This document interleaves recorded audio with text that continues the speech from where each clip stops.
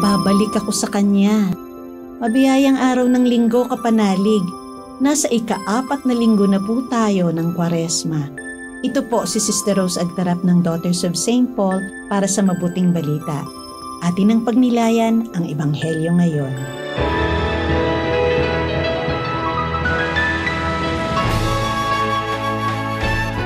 Lumapit kay Jesus ang lahat ng kolektor ng buwis at mga makasalanan para makinig. Kaya nagbulong-bulungan ng mga Pariseo at mga guro ng batas. Tinatanggap niya ang mga makasalanan at nakikisalo sa kanila. Kaya sinabi ni Jesus ang talinhagang ito sa kanila. May isang taong may 2 anak na lalaki. Sinabi ng bunso sa kanyang ama, Itay, ibigay niyo na sa akin ang parte ko sa mana. At hinati sa kanila ng ama ang mga ari-arian. Pagkaraan ng ilang araw, tinipon ng bunsong anak ang lahat ng kanya at naglakbay sa malayong lupain. Doon niya winaldas ang sa kanya sa maluwag na pamumuhay. Nang maubos na ang lahat sa kanya, nagkaroon ng matinding taggutom sa lupaing yun at nagsimula siyang maghikahos. Kaya pumunta siya at namasukan sa isang tagaroon at inutusan siyang mag-alaga ng mga baboy sa bukid nito. At gusto sana niyang punuin kahit na ng kaning baboy ang kanyang tiyan, pero wala namang magbigay sa kanya. Noon siya natauhan at nag-isip, Gaano karaming arawan sa bahay ng aking ama na labis-labis ang pagkain at namamatay naman ako dito sa gutom. Titindig ako.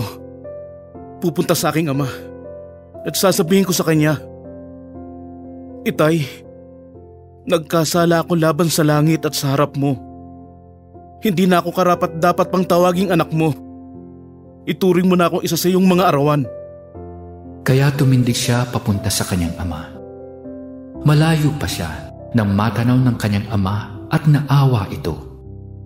Patakbo nitong sinalubong ang anak, niyakap at hinalikan.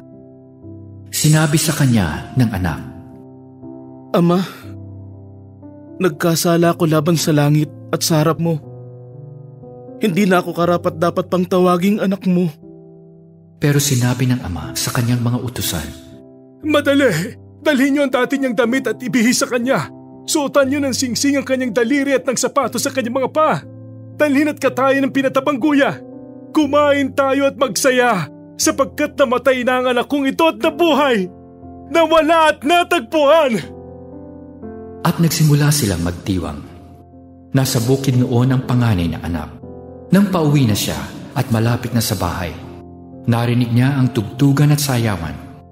Tinawag niya ang isa sa mga utusan at tinanong sa kanya, Nagbalik ang kapatid mo, kaya pinapatay ng iyong ama ang pinatabang guya dahil nabawi niya siyang buhay at di na ano. Nagalit ang panganay at ayaw pumasok, kaya lumabas ang ama at nakiusap sa kanya.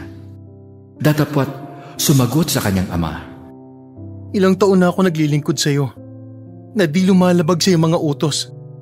At kailanman hindi mo ko binigyan ng kahit na isang maliit na kambing na ipagkakatuwa namin ng aking mga kaibigan. Tatapwat nang dumating ang anak mong ito na naglustay ng iyong kayamanan sa masasamang babae, pinatay mo ang pinatabang baka. Ngunit sinabi sa kanya ng ama, Anak, lagi kitang kasama at sa'yo rin ang lahat ng akin. Pero dapat lamang na magdiwang at magsaya tayo dahil namatay na ang kapatid mo at nabuhay, nawala at natagpuan.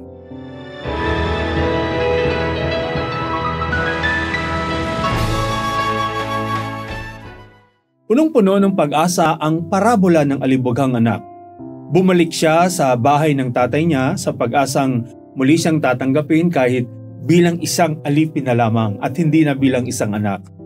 Pagkatapos siyang sumadsad sa buhay at nalugmok sa hirap at kahihiyan, wala siyang ibang alam na maaaring balikan kundi ang kanyang ama.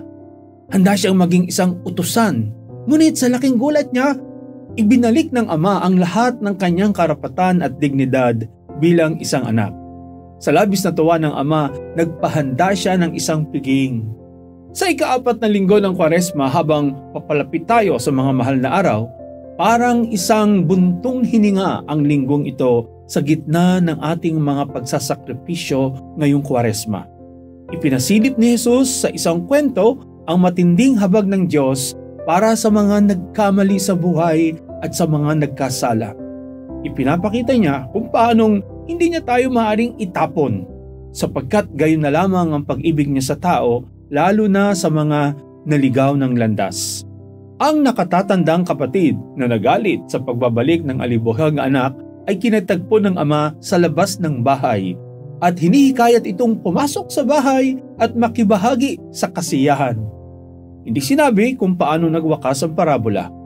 Sumama kaya sa ama ang panganay na anak sa piging sa loob ng bahay o nanatili siyang nakalugmok sa galit at panghuhusga sa kanyang kapatid? Mga kapanalig, maraming salamat po sa inyong suporta sa aming misyon. Subscribe, like, and follow po Lines sa aming social media accounts. Patuloy po kaming humihingi ng inyong tulong upang maipagpatuloy ang programang ito. Maaari po ninyong ipadala ang inyong love offerings at donasyon sa aming donations channels. Makakaasa po kayo na kasama lagi ang inyong mga intensyon at kahilingan sa aming panalangin araw-araw. Ito pong muli, si Sister Rose na nag-aanyaya sa inyong manalangin. Panginoon, buksan mo ang aming mga puso sa iyong biyaya. Sama-sama nawa kaming maglakbay sa daan ng pagbabalik loob at kalayaan ng may pag-asa. Nang maipagdiwang naming ng buong kagalakan ang tagumpay ng Panginoong Hesukristo laban sa kasalanan at kamatayan. Amen.